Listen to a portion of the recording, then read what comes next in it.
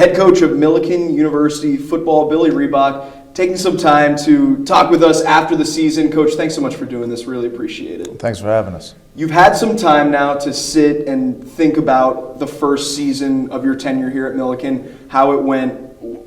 What are your overall thoughts on year one? A lot of room for improvement. That was the results were not what we wanted. Everybody's happy. We killed the cancer of not winning, and we know, our staff knows, our players know that although it's a start, it's not acceptable. You told me when you were first hired that you're going to throw up if you hear somebody else say it one more time. I'm going to do it one more time. Yeah. 0-20 the 2 years before you got here. But I bring that up because you knew it was going to take some building, right? Mm-hmm. So 3-7. What's the next step of that building? I think we have to equip our players with the tools necessary to compete, not only in this conference but nationally. When you look out on the field, we were playing a bunch of freshmen. Our lack of strength and size showed multiple times. So this is a really crucial time.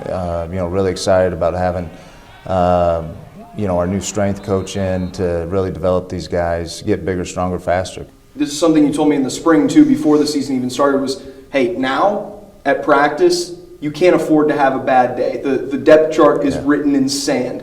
How did you think your guys took to that? Were they excited about that because they knew that if they were lower on that depth chart, that they could end up playing meaningful time? Yeah, I think there were ebbs and flows to it. The older guys, maybe a little shock to the system. The younger guys, because they hadn't been had this cancer of losing laid on them, right? So it was a different attitude. So now we just have to keep developing that, keep implementing that in everything we do. How do you do that year to year? Because with the portal now, you got a bunch of different faces shuffling in.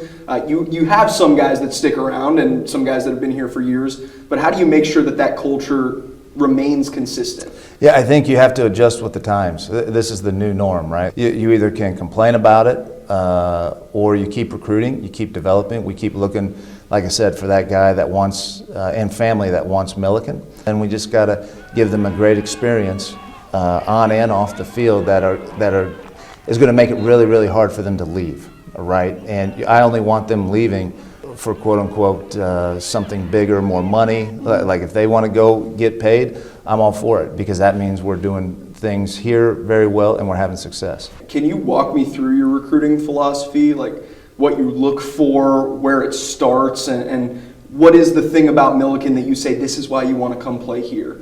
Yeah, we look for the ultimate Millikin man, right? And that's a guy that wants to achieve high success both on and off the field.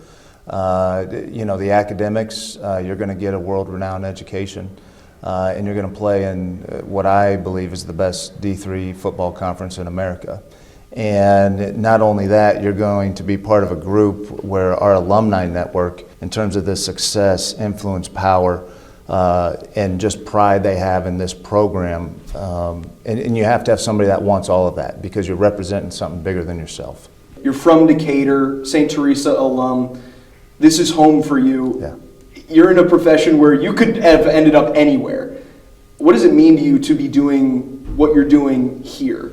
Very blessed, very humbled, but also there's a great level of responsibility, and one we don't take lightly. This is a proud program with a rich tradition that now is starting to put the resources in place to have success. So we have to be great stewards of this program and build it so that everyone, whether you're a Millikin alum, greater Decatur resident, can be proud of the product we put out there. And I think we're well on our way to doing that, and I'm excited for what the future holds. Speaking of that, winning is always the main goal, the highest goal. Amen. But outside of winning football games, what's your goal for these players when they come through this program and head off into general life? Yeah, we want to, when they leave Millikin, we want to make sure that we've added value for them, and that can be in a multitude of ways. And their ability to go out and be productive citizens, be successful and well equipped,